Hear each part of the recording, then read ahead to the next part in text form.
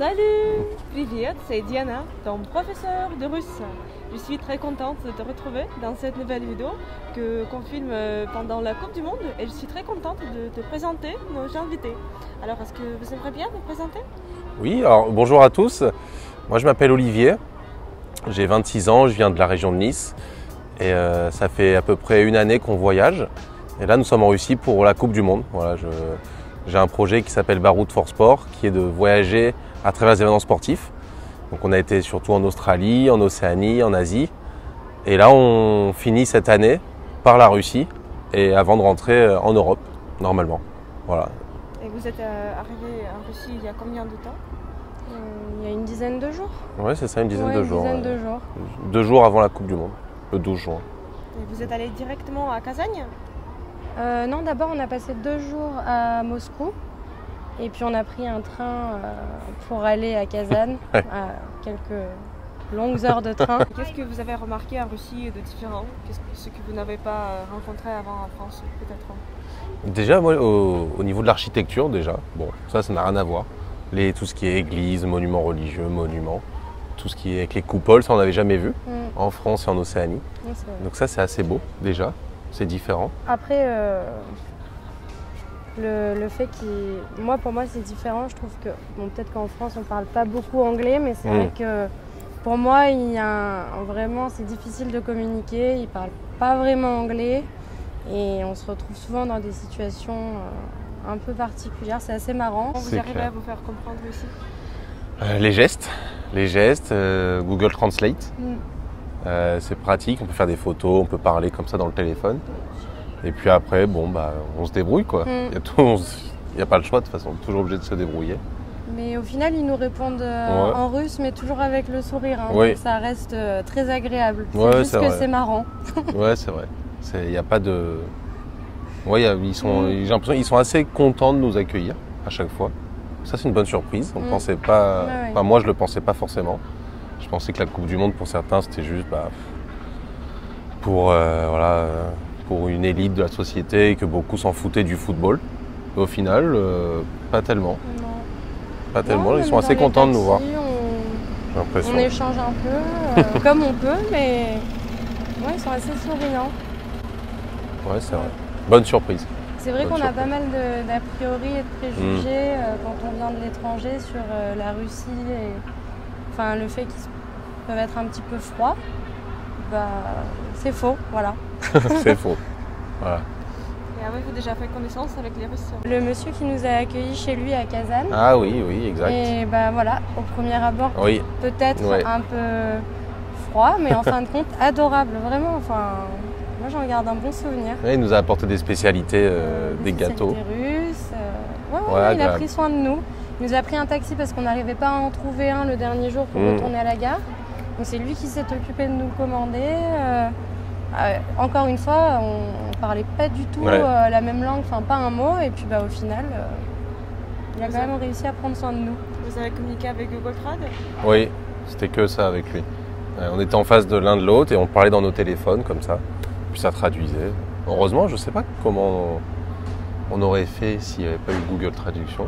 Parce que pour dire certaines choses, les gestes, c'est compliqué. Il faudrait un traducteur ou alors un dictionnaire anglais en fait. Ouais. Comme il faisait à l'époque au final. Oui, je sais pas. Et vous avez dit que même ce monsieur, au premier abord, il avait l'air d'être quelqu'un de froid. Ouais. Et au bout de combien de temps il est devenu chaleureux? On l'a vu 4 fois à peu près. Ouais. La première fois, il nous a juste accueillis dans l'appartement. C'était un échange très basique. Ouais. Toilette, voilà. Salon, clé. Voilà. Mais après, quand il est parti, peut-être une heure après, il m'a envoyé un texto. Et il m'a dit, si vous avez besoin de quoi que ce soit, n'hésitez pas, demandez-moi. Et effectivement, le lendemain, on avait eu besoin de quelque chose à l'appartement. Du coup, je lui ai demandé et une demi-heure après, il est venu nous aider, nous dépanner à l'appartement. Et à partir de cette fois-là, il nous a semblé bien plus accueillant, même s'il ne parlait pas. Et puis le jour d'après, je crois, ou peut-être le même jour, et c'est là où il nous a apporté, il nous a dit surprise avec les gâteaux.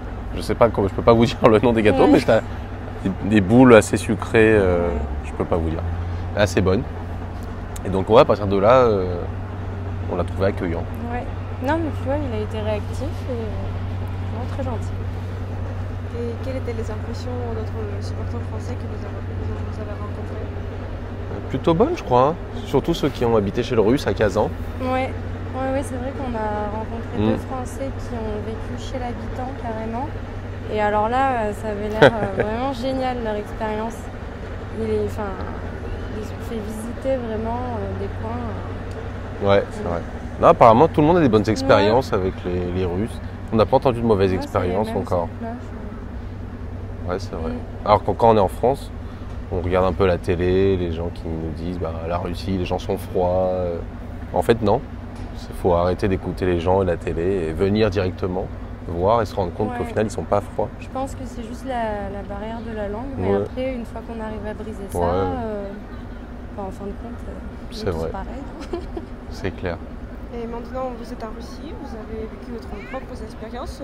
Est-ce qu'il y a quelques astuces ou conseils que vous aimeriez savoir avant de venir ici et que vous avez appris sur place?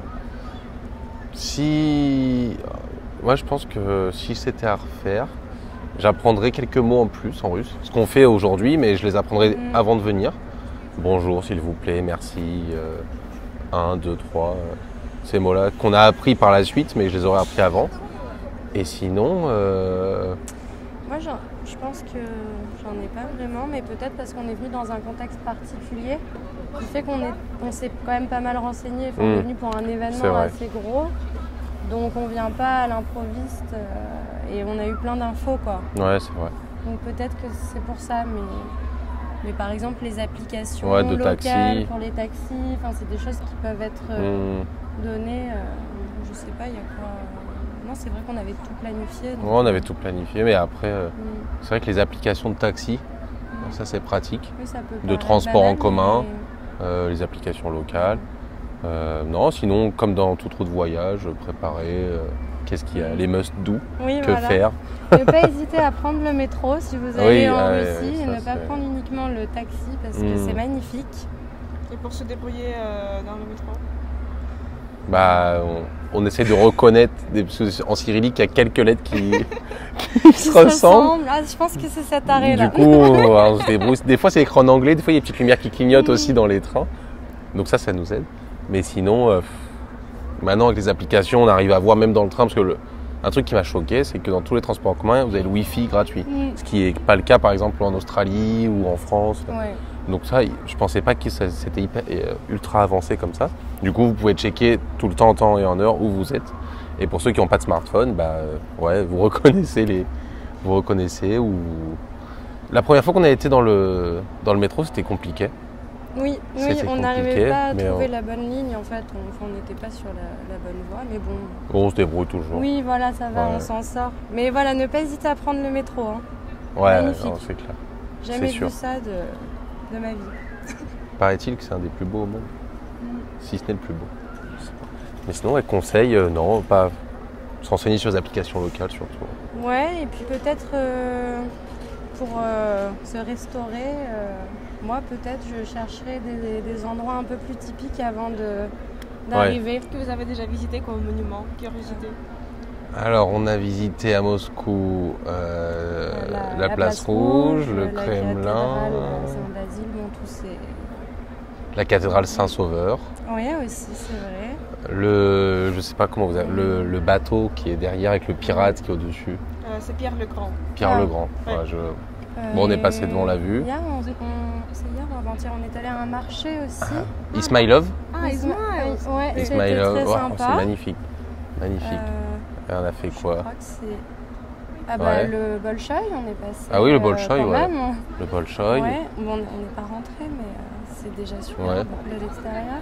Ouais, mais sinon, après, on est resté 2 jours au début. Et puis là, on est revenu avant-hier. Donc il me reste un peu de jours pour continuer de visiter. Mais on a fait les choses, on va dire, ultra touristiques pour le moment. Le parc Gorky. Où on est à ce moment. Un très bel endroit pour se promener. Ah, c'est pas mal, c'est vraiment pas mal. Pour se reposer. La FanFest aussi. Oui, voilà, les stades. La FanFest. Et puis après, à Kazan, on a vu la mosquée, qui est une des plus grandes d'Europe. magnifique. Magnifique, le Kremlin. Le Kremlin, ouais, c'était Le Kremlin. très, très beau. La FanFest, le stade. Il y avait pareil, on était Ouais, dans un petit marché là-bas, mais c'était plus nourriture, le marché central. À Casagne Oui. Ouais. Alors vraiment, on n'a Market, pas ouais. hésité à faire les marchés au niveau nourriture, c'est Ouais, c'est top. incroyable. Et puis c'est toujours joli, quoi. Qu'est-ce qu'on a vu là-bas?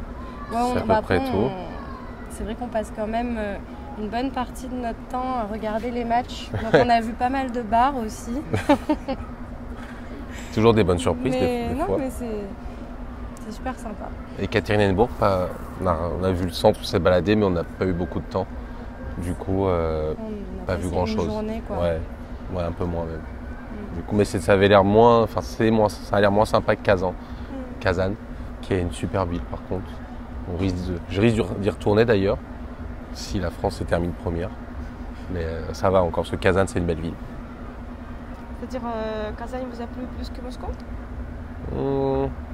Non, quand même Je pas. dirais pas plus, Non. mais moi personnellement, avant de venir ici, j'en avais jamais entendu parler. Donc ça reste une surprise, vraiment une belle surprise. Moscou, on en entend parler quand même. Mais je savais pas qu'il y avait une si belle ville en Russie qui était haute de... Que Saint-Pétersbourg ou Moscou. Oui, voilà, Saint-Pétersbourg, c'est pareil, on en entend parler. C'est pas... Ouais, Kazan, on connaît. Ouais, vraiment, et puis... c'est pas trop grand, moi j'ai bien aimé ce... c'est vrai. Vraiment. C'est vrai. Mais Moscou, ça reste vraiment une des plus belles villes que j'ai visitées au monde. Franchement. On a eu l'occasion de pas mal voyager ces derniers mois via son projet et franchement, non, pour le moment, c'est une belle niveau ville. architecture et organisation aussi de l'événement sportif, c'est au top, quoi. Ouais, c'est vrai. Rien à dire. Et avez-vous eu quelques ennemis, peut-être quelques problèmes? Non. Pas pour le moment, non. Non, aucun, je crois. On nous a demandé quelques fois la question si c'était pas trop vrai. compliqué. Et moi je trouve que c'est plutôt fluide, quoi. Y a pas de... C'est vrai. Non, aucun problème, je crois. Juste, les seuls problèmes, c'est des fois la compréhension, mais c'est pas un problème. Mais sinon... Pas de vrai problème, non. Non, on s'est pas fait embêter, pas une fois. Pas de... Ouais, on nous a rien... Je sais pas, on nous a jamais forcé de faire quelque chose, d'aller dans un resto. Dans les restos, c'est dans des villes, certaines fois, venez dans notre resto, ils vous tirent. Là, pas du tout. Ça, c'est appréciable aussi. Ouais, pas comme en Asie ou en Espagne. Là, ils sont... Non, pas de soucis, en vrai. Même pour les stades, on n'attend pas trop. Il y a... Je sais pas, c'est bien, je trouve. Il n'y a pas de queue, les taxis, ça va vite. Même à Kazan, on vivait à 1 heure, dans une ville qui s'appelait Zelenodolsk. Et il y avait tout le temps des taxis pour rentrer, pour aller à Kazan. C'était pas excessif. C'est pas excessif. Non, c'est vrai. Surtout avec les taux de change. Ah ouais, c'est pas mal maintenant en Russie d'échanger les C'est mots. pas mal, c'est pas mal. Mais non, c'est vrai que... En réfléchissant, vraiment, moi je trouve pas. Pour l'instant, on touche du bois, on va dire. Mais pas de problème. Aucun problème. Et qu'est-ce que vous pensez, quels sont vos pronostics pour les prochains matchs de l'équipe de France, peut-être? Demain, c'est marrant, mais je vois bien un match nul contre le Danemark. Ce qui nous permettra d'être premier quand même. Et après, on va aller au bout, j'espère. On va essayer de la gagner. On espère. On espère, mais on est français, donc c'est sûr. On y croit. Mais on serait pas là. Ouais, c'est clair. Il faut aller au bout jusqu'au 15 juillet. Voilà, comme ça, on aura le temps de visiter encore le pays, des nouvelles villes. Surtout ça, si on va en finale, il y a encore 2 nouvelles villes à voir, qui sont Nijni Novgorod et Saint-Pétersbourg. Donc j'aimerais bien que vous ayez en finale pour voir ces 2 villes. Ok, on va donc espérer que les Bleus vont gagner cette Coupe du Monde. Oui. On les soutient tous, surtout vous, avec vos maillots. Ah bah oui, c'est... La Russie fait un beau parcours, mais bon, voilà. C'est ce qui fait qu'on est là, c'est ces maillots. C'est la France. On est là pour qu'ils soient champions du monde. Et s'ils ne le sont pas, si la Russie est championne du monde, tant mieux. Tant mieux pour ce peuple qui n'ont jamais été champions du monde. Donc, voilà. Ce serait beau. Ça serait beau aussi. Ouais. Ce serait incroyable. Paraît compliqué, mais bon, c'est jamais en football. Mais bon, ouais, la France va aller au bout. Désolé. On va l'espérer. Alors maintenant, c'est le temps de se dire au revoir. Merci beaucoup d'être venu. Merci d'avoir accordé votre temps à cette interview. Merci à vous. Merci à vous. D'avoir reçu. Oui. Comment dit-on au revoir en russe? Baka. Baka? Baka. Oui. Baka. Baka. Baka.